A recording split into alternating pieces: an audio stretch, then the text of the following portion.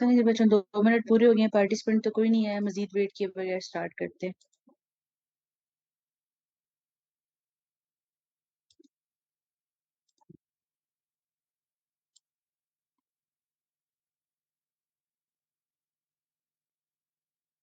Recording in progress. आज का जो हमारा डिस्कशन का टॉपिक है वो है द लैरिंग्स। लैरिंग्स एक ऐसा टॉपिक है जो जिसके अंदर बहुत सारी कॉम्प्लिकेटेड चीजें हैं समझने के लिए।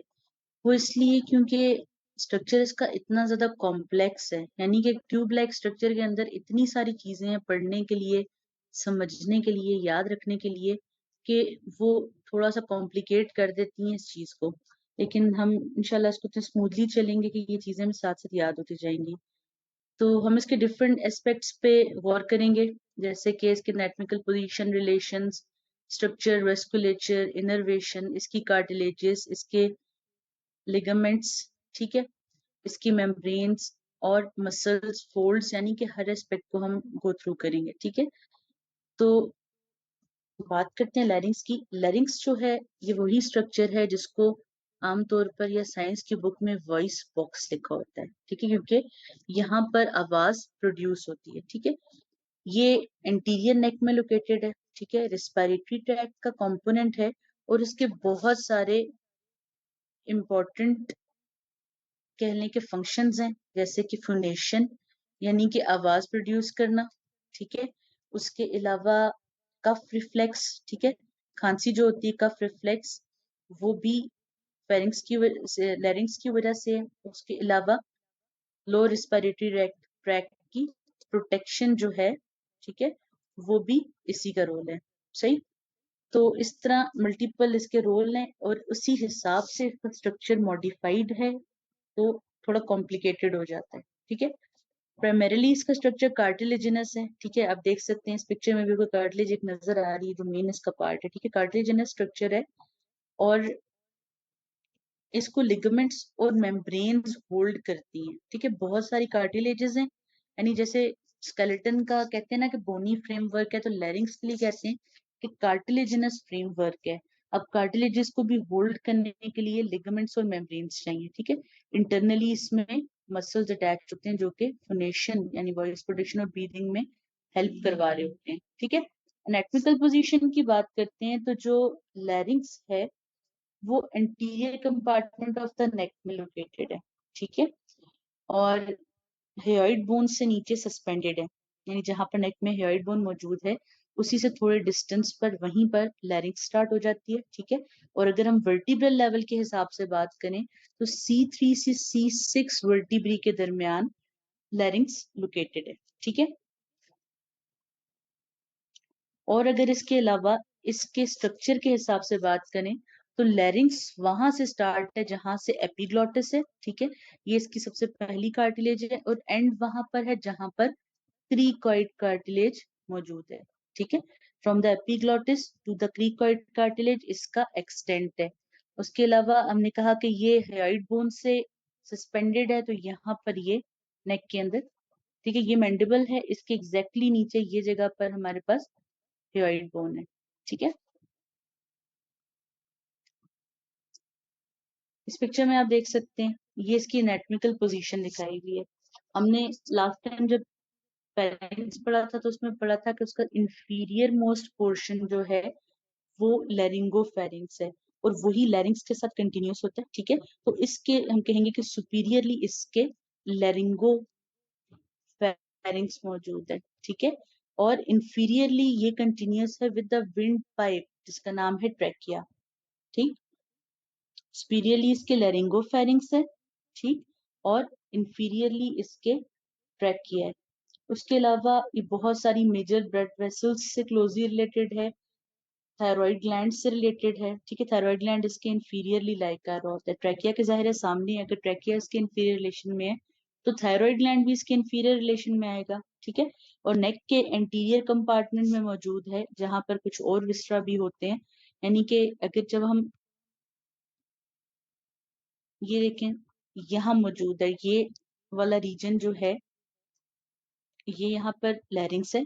इसके आगे ये देख सकते हैं दरमियान में नजर आ रहा है थायराइड ग्लैंड। ठीक है, ऊपर इसके लाई कर ये हेड बोन और बहुत सारे मसल्स जो के नेक में मौजूद थे वो उसके रिलेशंस में आते हैं। ठीक है, इस सेक्शन में देखें जहां पर ट्रेकिया मेंशन्ड है, ट्रेकिया से एग्जैक्टली ऊपर जो है वो लैरिंक्स लाई करते हैं। ठीक है, और ये जो स्ट्रक्चर्स एक्सटेंड कर रहे हैं, जो वेस्कुलर स्ट्रक्चर्स हैं, ये नेक में क्योंकि सुपीरियरली जा रहे हैं, तो ये लैरिंग्स के भी इन्हीं रिलेशंस में लाई करते हैं जो इस टाइम पे ये ट्रैकिया के रिलेशंस में, यानी कि ट्रैकिया मिड लाइन है इस टाइम। ठीक है, ये वस्कुलर कंपार्टमेंट इससे लेटरल है। ठीक है, वस्कुलर कंपार्टमेंट है, ये जो बोन्स का रेशिया हमने पढ़ा था उसके हिसाब से। तो अभी स्पीरियल एक्सटेंड कर रहा है, ट्रैकिया के बिल्कुल ऊपर लैरिंग्स लाई करती है, तो ये लैरिंग्स के रिलेशन में भी ये सारे इंपॉर्टेंट स्ट्रक्चर्स आते हैं। एनाटॉमिकल स्ट्रक्चर का जैसे जिक्र किया था कि इसके अंदर कार्टिलेजेस हैं, मेम्ब्रेन्स हैं, लिगामेंट्स हैं, फोल्ड्स हैं। कार्टिलेजिनस फ्रेमवर्क है जिसको होल्ड करेंगे लिगामेंट्स और मेम्ब्रेन्स। तो कार्टिलेजेस टोटल 9 है, जिसमें से 3 अनपेयर्ड है। अनपेयर्ड का मतलब सिंगल कार्टिलेजेस एग्जिस्ट करती हैं, और 6 जो है वो पेयर्ड है। ठीक है, आप देख सकते हैं मल्टीपल, जैसे कि ये एपिग्लॉटिस है, थायराइड कार्टिलेज है, क्रीकॉइड कार्टिलेज है, क्यूनिफॉर्म है, एरिटेनॉइड है। ठीक है, इसी तरह क्रीकॉइड कार्टिलेज व्यू में भी आ रही है। ये सब कार्टिलेजेस जो हैं ये अभी हम वन बाय वन स्टडी करेंगे। तो अनपेयर्ड कार्टिलेजेस की बात करते हैं, यानी कि जस्ट जो सिंगल एग्जिस्ट करती हैं, उसमें 3 कार्टिलेजेस आ जाती हैं। एक कार्टिलेज को हम एपिग्लॉटिस कहते हैं, एक को हम थायराइड कार्टिलेज कहते हैं, एक को हम क्रीकॉइड कार्टिलेज कहते हैं। ये सब नाम जो है ये लैटिन लैंग्वेज से हैं। जैसे कि एपिग्लॉटिस वर्ड जो है वो लीफ लाइक के लिए। ठीक है, epiglottis is the Latin word for leaf like, यानी पत्ते के जैसा। जब आप इसकी शेप देखें ये बिल्कुल लीफ के जैसा है। ठीक है, थायराइड कार्टिलेज जो है ये ग्रीक वर्ड है शील्ड नुमा, शील्ड यानी जो ढाल होती है आगे। ठीक है, तो ये बिल्कुल शील्ड के जैसा है, ढाल के जैसा है। ठीक है, और उसके बाद है क्रीकॉइड कार्टिलेज। क्रीकॉइड जो है ये लैटिन वर्ड है, इसका मतलब है रिंग लाइक। आप देखेंगे कि ये बिल्कुल ट्रैकिया को ऐसे सराउंड कर रहा होगा जैसे उंगली को रिंग या अंगूठी सराउंड करती है। तो ये वाहिद कार्टिलेज होगी क्रीकॉइड, जो पूरी की पूरी सर्कुलर होगी और पूरे स्ट्रक्चर को इनक्लोज कर रही होगी, सराउंड कर रही होगी। ठीक है, epiglottis is leaf like, thyroid is shield like, और क्रीकॉइड इज रिंग लाइक। ठीक, उसके बाद पेयर्ड सेट है। जो पेयर्ड कार्टिलेजेस हैं उसके अंदर आ जाती है एरिटेनॉइड कार्टिलेजेस। ठीक है, एरिटेनॉइड जो है ना ग्रीक वर्ड है, इसका मतलब होता है कप शेप। ठीक है ये प्रॉपर कप नहीं है, लेकिन जस्ट ये लाइक ऐसी शेप दे रहा है तो उसको ये कप शेप कंसीडर करते हैं। ठीक है, उसके बाद कॉर्निकुलेट। कॉर्निकुलेट जो है कॉर्न से है, जैसे हॉर्न निकला होता है इसका, तो ये थोड़ी सी प्रोजेक्ट करती है, जैसे सींग होता है या हॉर्न होता है। कॉर्निकुलेट इसके लिए। ठीक है, लैटिन में कॉर्निकुलेट का मतलब होता है हॉर्न के जैसा। ठीक है, HORN, हॉर्न यानी सींग वाले हॉर्न के जैसा। ठीक, उसके बाद एंड पे क्यूनिफॉर्म है। क्यूनिफॉर्म कार्टिलेज जो है उसका मतलब है वेज लाइक। वेज शेप आप लोगों ने देखी हुई है ना, वेज इस तरह का ही। ठीक है, तो इनकी शेप्स की वजह से इनके ये नाम है। अब हम इनको वन बाय वन डिटेल से पढ़ेंगे।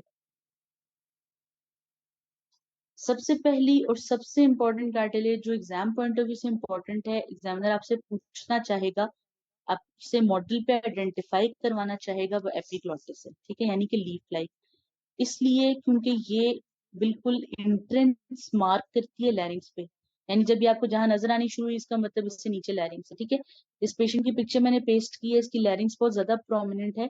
नॉर्मली इतनी ज्यादा प्रोमिनेंट होती नहीं है, लेकिन इसकी है, ये आपको दिखाने के लिए कि ये किस तरह लीफ लाइक स्ट्रक्चर जो है ये नेक में विजिबल है। ठीक है, तो एपिग्लॉटिस लीफ लाइक कार्टिलेज है, और कार्टिलेज भी कौन सी है, इलास्टिक कार्टिलेज है। ठीक है, जो कि इंट्रेंस टू लैरिंग्स को मार्क करती है। ठीक है, ये इंटरनली अटैच है थायराइड कार्टिलेज के साथ, और सॉल्विंग के दौरान यही वाली कार्टिलेज होगी जो लैरिंग्स को क्लोज कर देगी, और फूड जो है वो ईसोफेगस में जाएगा बजाय लैरिंग्स में आने के। ठीक है, ये देख सकते हैं आप। ठीक है, ये क्या है, लीफ लाइक एपिग्लॉटिस है। ठीक है, और क्या करता है, ये क्लोज करता है लेरिंजियन इनलेट को ड्यूरिंग सॉल्विंग। ठीक है, इसकी कुछ अटैचमेंट्स हैं इंपॉर्टेंट, जैसे कि ये टंग के साथ एक तो अटैच होगा, ठीक है, वो आपको नेक्स्ट पिक्चर में दिखाती हूँ, लेकिन यहाँ जो चीज देखने की है कि ये थायराइड कार्टिलेज के इंटीरियर बॉर्डर पर अटैच्ड है, ठीक है, यहीं से ये ओरिजिनेट हुआ था।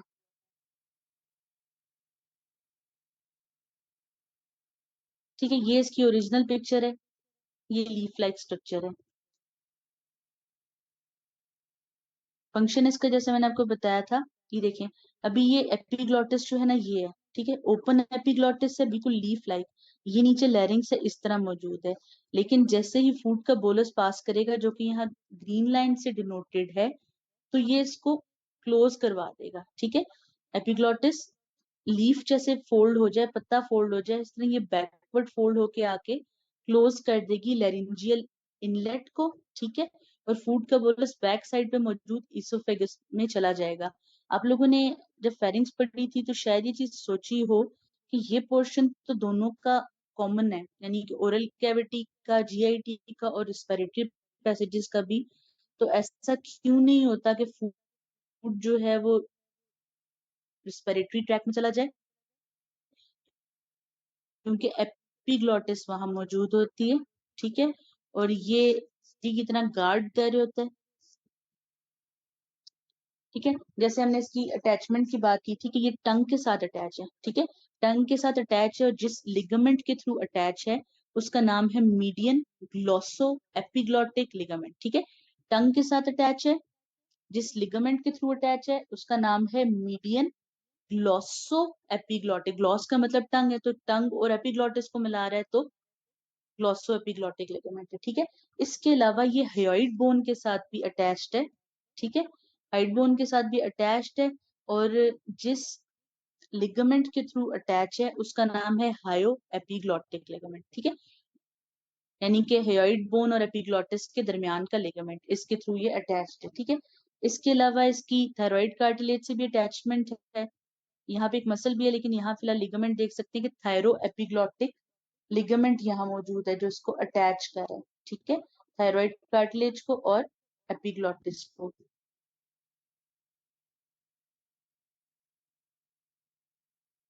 उसके बाद जो सेकंड इंपॉर्टेंट कार्टिलेज है जो कि प्रोमिनेंट भी होता है, इसको थायराइड कार्टिलेज कहते हैं, ठीक है। ये थायराइड कार्टिलेज वही है जो नेक में प्रोमिनेंट नजर आता है, इसको एडम्स एप्पल कहते हैं, ठीक है। थायराइड कार्टिलेज मेल्स में ज्यादा प्रोमिनेंट होता है क्योंकि जो लेमिना है इसके दो पार्ट्स हैं, उनके दरमियान एंगल कम होता है, और वो जाहिर जाहिर होता है, ज्यादा बाहर की तरफ प्रोट्रूडेड होता है, नजर आता है, ठीक है। फीमेल्स में ये लेमिना के दरमियान एंगल ज्यादा होता है, वो थोड़े से अंदर लाइक करते हैं, इसलिए फीमेल में ये चीज इतनी प्रोमिनेंट नहीं होती, ठीक है। मेल्स के ये जो लेमिना है ना थायराइड कार्टिलेज के, इनके दरमियान एंगल कम होता है, 90 डिग्री जस्ट होता है, फ्लैट, ठीक है, तो ये प्रोमिनेंट होके बाहर बल्ज करता है, ठीक।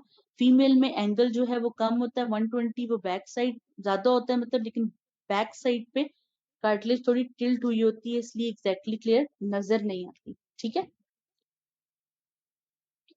ये थायराइड कार्टिलेज है, ठीक है।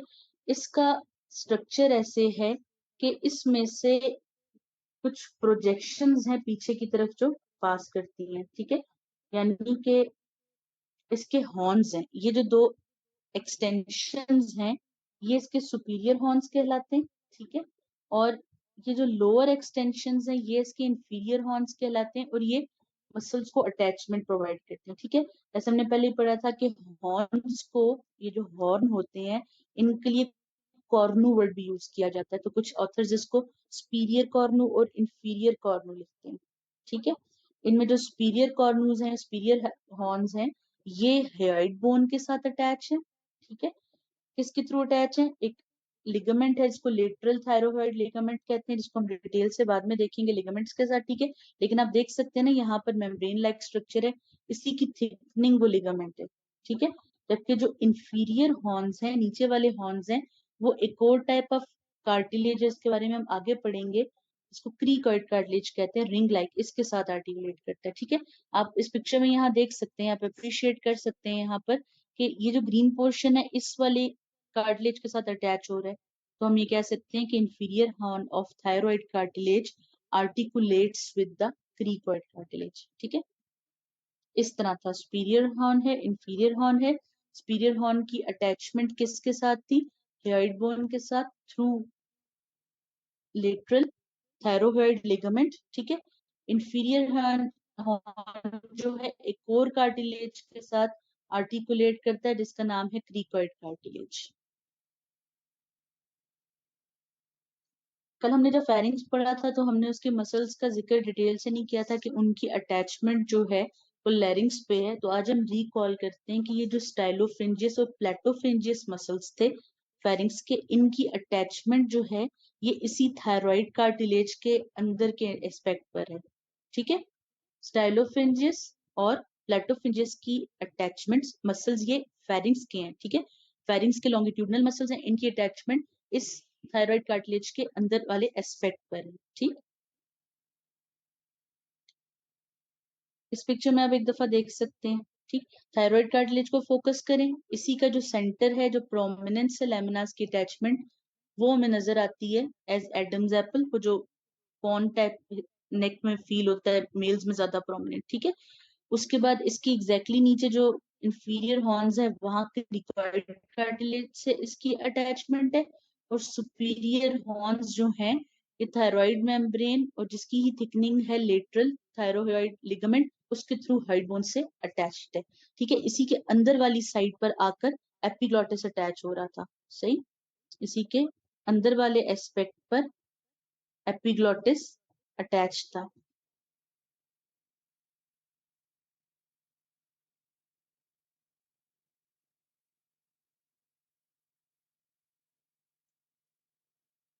उसके बाद बात करते हैं क्रीकॉइड कार्टिलेज की, ठीक है।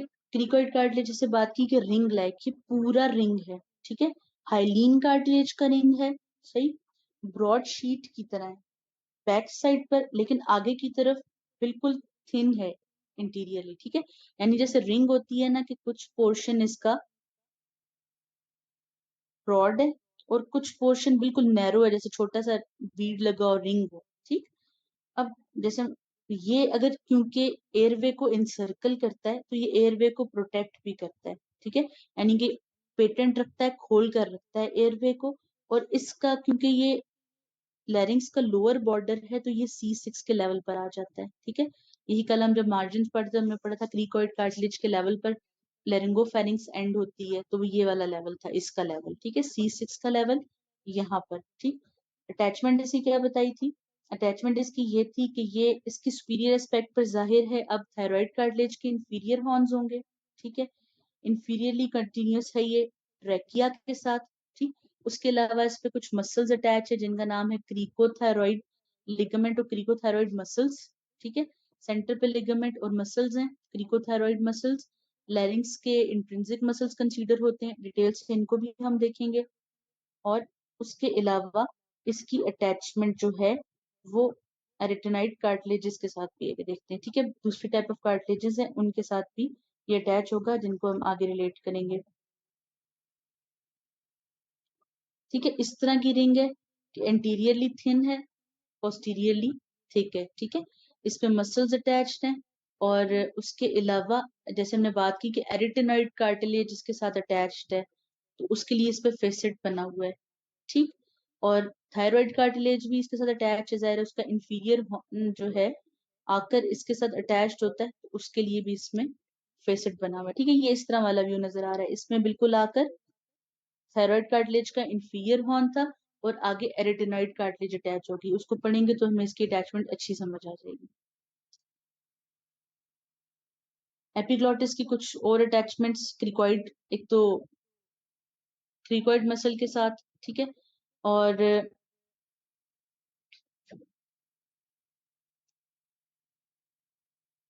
थायराइड कार्टिलेज के अंदर एपिग्लॉटिस की अटैचमेंट, ठीक है। फिर थायराइड कार्टिलेज की अटैचमेंट अगली क्रीकॉइड कार्टिलेज के साथ, ठीक है। क्रीकॉइड कार्टिलेज की देन ट्रैकिया के साथ। और मसल्स हैं जैसे कि क्रीकोथायरॉइड, ये वापस जाकर फिर थायराइड कार्टिलेज पे अटैच हो रहे हैं, ठीक है।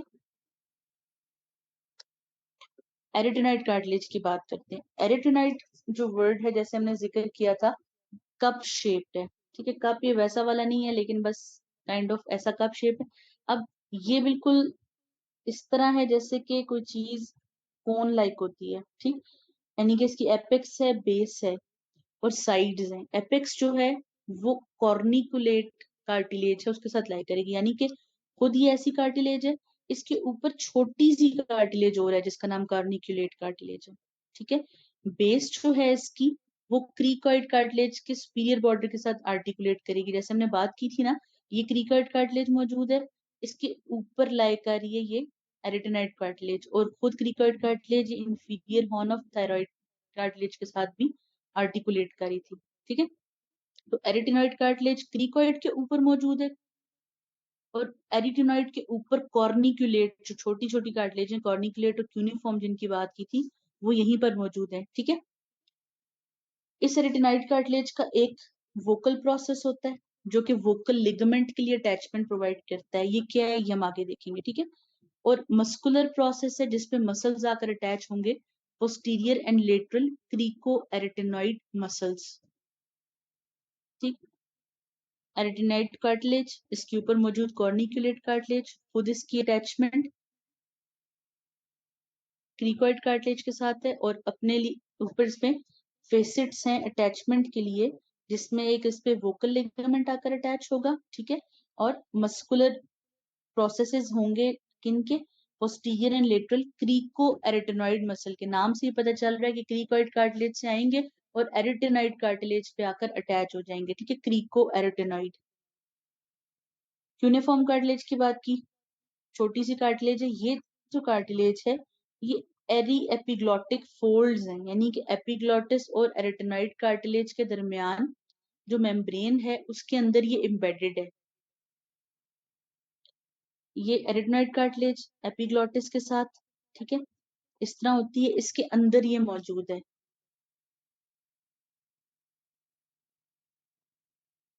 ठीक। तो ये हमारी आ गई कार्टिलेजेस ऑफ द लैरिंग्स। इस पिक्चर में देख सकते हैं ये एरी एपिग्लॉटिक फोल्ड शो किया हुआ है, ठीक है। यूनिफॉर्म कार्टिलेज और कॉर्निकुलेट कार्टिलेज जो है ना इसके नीचे लाई करती है, यानी कि ये जो कार्टिलेजेस हैं ये एरी एपिग्लॉटिक जो फोल्ड है, यानी कि एरिटेनॉइड कार्टिलेज और एपिग्लॉटिस का उसके अंदर कह लें एम्बेड हुई हुई है, ठीक है। तो इसलिए जब आप इस व्यू में सुपीरियर व्यू से देखते हैं तो आपको कार्टिलेजेस सेपरेट नजर नहीं आती, इसी म्यूकस मेम्ब्रेन इसी म्यूकोजा के अंदर एम्बेड हुई भी नजर आती हैं। लैरिंक्स के इंटरनल स्ट्रक्चर की बात करते हैं, तो जैसे हम बात कर रहे थे कि कार्टिलेजिनस स्ट्रक्चर है और इंटरनली हेल्ड हुआ होता है, तो इसी तरह इन इस अरेंजमेंट की एक फर्दर डिवीजन भी है, तीन सेक्शंस में है, ठीक है। सुप्राग्लॉटिस है, ग्लॉटिस और सब ग्लॉटिस है। पहले ये समझ लेना कि ग्लॉटिस क्या है, क्योंकि जाहिर है डिवीजन इसके हिसाब से, ग्लॉटिस वो वाली जगह है कहने के सेंटर है जहां पर वोकल कॉर्ड्स हैं और उनसे नीचे का एरिया है, ठीक है। यानी अगर हम यहाँ देखते हैं तो इस सेंटर वाला पोर्शन है, ये वो जगह है जहां पर वोकल कॉर्ड्स मौजूद हैं, ठीक है। वोकल कॉर्ड्स मौजूद हैं, और यहाँ पर क्या है साथ, ये वाली कार्टिलेजेस कौन सी हैं, ये एरिटेनाइड कार्टिलेजेस हैं, ठीक है। ये वाला हिस्सा ग्लॉटिस है। अब जो डिवीजन है इससे ऊपर और नीचे के, यानी कि मेन काम तो इसका वॉइस प्रोडक्शन है, और एयरवे की पेटेंसी मेंटेन रखना भी इसी रीजन का काम है, क्योंकि वोकल कॉर्ड खुले रहेंगे तो हम सांस प्रॉपरली ले सकते हैं। अगर वोकल कॉर्ड क्लोज हो जाए किसी वजह से, एडक्ट हो जाए, तो रिस्पिरेटरी डिसऑर्डर्स होते हैं, ठीक है, यानी सांस लेने में तकलीफ हो जाती है, फिर उसके लिए ट्रेकियोस्टमी करनी पड़ती है, ट्रेकिया में ट्यूब डाल के एयरवे बनाना पड़ता है, ठीक है। तो ग्लॉटिस वो वाला पोर्शन है जहां पर वोकल कॉर्ड है और उससे 1 सेंटीमीटर नीचे का एरिया, इससे ऊपर का जो एरिया है वो सुप्राग्लॉटिस है, ठीक है। यानी कि जहां पे एपिग्लॉटिस की इंफीरियर सरफेस है और वहां से वेस्टिब्यूलर फोल्ड्स तक, एक ट्रू वोकल कॉर्ड्स हैं, एक फॉल्स वोकल कॉर्ड्स हैं, ठीक है। ट्रू वोकल कॉर्ड्स असल में इस तरह है कि वोकल कॉर्ड जो है वो लिगामेंटस स्ट्रक्चर है ना, जब सुपीरियरली देखा जाए तो डबल फोल्ड्स नजर आते हैं हमें, ठीक है। एक ट्रू वोकल कॉर्ड्स हैं वो नीचे लाई करते हैं, ठीक है, ट्रू वाले वोकल कॉर्ड्स नीचे लाई करते हैं, और फॉल्स वाले वोकल कॉर्ड्स यानी वेस्टिबुलर फोल्ड्स ऊपर लाई करते हैं, ठीक है। वोकल फोल्ड्स हैं, वेस्टिब्यूलर फोल्ड्स हैं। जब आप सुपीरियर साइड से देख रहे हो आपको दोनों नजर आते हैं, इनको डिफरेंशिएट करना होता है, ठीक है। लेकिन जो नीचे लाई कर रहे हैं, इस पिक्चर को मैं एक दफा आपको इरेज करके दिखाती हूँ ताकि आप फोकस कर सकें। यहाँ पे फोकस करिए, ठीक है, इन पॉइंट्स पर। ये जो फोल्ड्स हैं, इन फोल्ड्स के नीचे मसल्स और लिगामेंट्स लाई करते हैं जो वोकल कॉर्ड्स हैं, ओरिजिनल यानी ट्रू और फॉल्स, ठीक है। तो जो ट्रू वोकल कॉर्ड्स हैं वो ग्लॉटिस के रीजन में है, जो फॉल्स वोकल कॉर्ड्स हैं वो वेस्टिबुलर फोल्ड्स हैं और सुप्राग्लॉटिस रीजन में है, ठीक है। इसी तरह जो सब ग्लॉटिस है, ये इसी ग्लॉटिस के नीचे से लेकर वहां तक है जहां तक लैरिंग्स एक्सटेंड करता है, यानी कि inferior border of cricoid cartilage तक, ठीक। तो जहां से एपिग्लॉटिस स्टार्ट है, यानी जहां से लैरिंग्स स्टार्ट है वो सुप्राग्लॉटिस है, अप टू वहां तक जहां तक वोकल कॉर्ड्स हैं। वोकल कॉर्ड्स वाला एरिया ग्लॉटिस के अंदर आएगा और उसके नीचे का एरिया सब ग्लॉटिस है, ठीक है। सब ग्लॉटिस वही है एग्जैक्टली जो ट्रैकिया के साथ कंटिन्यूस है, ठीक। उसके अलावा एपिथेलियम इंपॉर्टेंट है इसकी। जो लैरिंग्स है क्योंकि वो रिस्पायरेटरी ट्रैक का पार्ट है, तो इसकी एपिथेलियम भी रिस्पायरेटरी ट्रैक वाली है, स्यूडो सेड्रिफाइड सीलिएटेड कोलमनर एपिथेलियम, ठीक है। एक्सेप्शन है true vocal cords. True vocal cords के ऊपर स्ट्रेटिफाइड स्क्वेमस एपिथेलियम होती है। पूरी लैरिंग्स के अंदर pseudo stratified ciliated columnar epithelium होगी, एक्सेप्ट वोकल कॉर्ड्स, उनके ऊपर स्ट्रेटिफाइड स्क्वेमस होगी। सवाल है ऐसा क्यों है? क्योंकि जो स्क्वेमस एपिथेलियम है वो अच्छी प्रोटेक्शन प्रोवाइड करती है, ठीक है। तो जाहिर है वोकल कॉर्ड ने मूव करना है बोलने में, उसके अलावा रिस्पायरेटरी भी मूवमेंट्स हैं, जाहिर है वोकल कॉर्ड मूव करते हैं रिस्पॉन्स में लैरिंग्स के मूव करने के साथ, स्वॉलो करते हुए। तो मल्टीपल मूवमेंट से जाहिर है वहां पर फ्रिक्शन होकर वियर एंड टेयर का खतरा है, तो उसको प्रोटेक्ट करने के लिए वहां पर स्ट्रेटिफाइड स्क्वेमस एपिथेलियम मौजूद है। उसके अलावा एक चीज जो पता होनी चाहिए वो राइमा ग्लोटाइटिस है, ठीक है। ग्लोटिस से रिलेटेड है ग्लोटाइटिस, ये वो ओपनिंग है जो वोकल कॉर्ड्स के दरमियान है, ठीक है। इसके साइज को मसल्स ऑफ फोनेशन यानी कि आवाज प्रोड्यूस करने वाले मसल चेंज करते रहते हैं। ये जितना ये अपर्चर खुलेगा या बंद होगा उस हिसाब से आवाज प्रोड्यूस होगी, ठीक है। अगर नैरो होगा तो आवाज डिफरेंट होगी, अगर ब्रॉडर होगा तो आवाज डिफरेंट होगी। डिफरेंट साउंड्स की प्रोडक्शन के लिए इसका डायामीटर डिफरेंट चेंज होता रहता है, ठीक है। जैसे फ्लूट्स वगैरह बजाते हैं जब बांसुरी, उसमें उंगलियों से रखकर म्यूजिक चेंज कर सकते हैं ना, तो वैसे ही डायामीटर्स इसके ऑल्टर करके आवाज को चेंज किया जा सकता है कि कितनी आवाज बाहर जाएगी, ठीक है, कितनी रेजोनेंस प्रोड्यूस होगी, कितनी फोनेशन प्रोड्यूस होगी। और आप यहाँ देख सकते हैं इस व्यू में कि साइड पे भी फोल्ड्स हैं, ये ऊपर लेवल पे है इससे, ठीक है। ये सुप्राग्लॉटिस लेवल पे है तो ये वेस्टिबुलर फोल्ड्स, और vocal folds original true vocal cords हैं, ये ग्लॉटिस वाले रीजन में थोड़े से नीचे लाई करते हैं। उसके बाद लैरिंजियल लिगामेंट्स और फोल्ड्स की बात करते हैं। तो लिगामेंट्स और फोल्ड्स के अंदर एक सेगमेंट आ जाता है मेम्ब्रेन्स और लिगामेंट्स का, ठीक है। हम यही बात कर रहे हैं स्टार्ट से कि कार्टिलेजिनस स्ट्रक्चर है जिसको होल्ड करके रखती हैं मेम्ब्रेन्स और लिगामेंट्स। तो यहाँ पर काफी सारी मेम्ब्रेन्स और लिगामेंट्स मौजूद हैं, ठीक है। इनकी कैटेगरी है इस तरह डिवाइड किया है कि एक्सट्रिंसिक है और इंट्रिंसिक है, ठीक है। एक्सट्रिंसिक वो जो बाहर के साइड से अटैच है, इंट्रिंसिक वो जो इंटरनली अटैच्ड है, ठीक है। अब एक्सट्रिंसिक में आ जाती है थायरोहेड मेम्ब्रेन, ठीक है। थायरोहेड कौन सी है? वो जो थायराइड कार्टिलेज और हेड बोन के दरमियान है, वो थायरोहेड मेम्ब्रेन है, ठीक है। ये वही मेम्ब्रेन है जिसके अंदर सुपीरियर लेरिंजियल आर्टरी और नर्व और इंटरनल लेरिंजियल नर्व यानी कि पिरस करके इंटर होते हैं, ठीक है। और पिरस करके अंदर जाकर सप्लाई कर रहे होते हैं, ठीक है। वहां पर मतलब इस रीजन के अंदर वोकल कॉर्ड्स को भी अंदर जाकर ये सप्लाई करते हैं। जाहिर है कि ये एक्सट्रिंसिक स्ट्रक्चर है, वोकल कॉर्ड्स इसके अंदर हैं, तो पिरस करके जाकर इनकी इसकी ब्रांच सप्लाई करेगी वोकल कॉर्ड्स को, ठीक है। फिर मीडियन थायरोहेड लिगामेंट है। इसी थायरोहेड मेम्ब्रेन की जो सेंट्रल थिकनिंग है उसको हम मीडियल थायरोहेड लिगामेंट कहते हैं, ठीक है। एंटीरोमीडियल थिकनिंग ऑफ यही थायराइड थायरोहेड मेम्ब्रेन जो है ये मीडियन थायरोहेड लिगामेंट कहलाती है, और इसकी साइड वाली जो थिकनिंग है वो लेटरल थायरोहेड लिगामेंट कहलाती है, ठीक है। यानी एक ही मेम्ब्रेनस स्ट्रक्चर के जो थिकनिंग्स हैं सेंट्रल, वो मीडियन है, और जो साइड वाली थिकनिंग्स हैं वो लेटरल थायरोइड लिगामेंट कहलाती हैं। ठीक है, इसके बाद हायो एपिग्लॉटिक लिगामेंट है। नाम से पता चल रहा है कि हेड बोन और एपिग्लॉटिस के दरमियान है।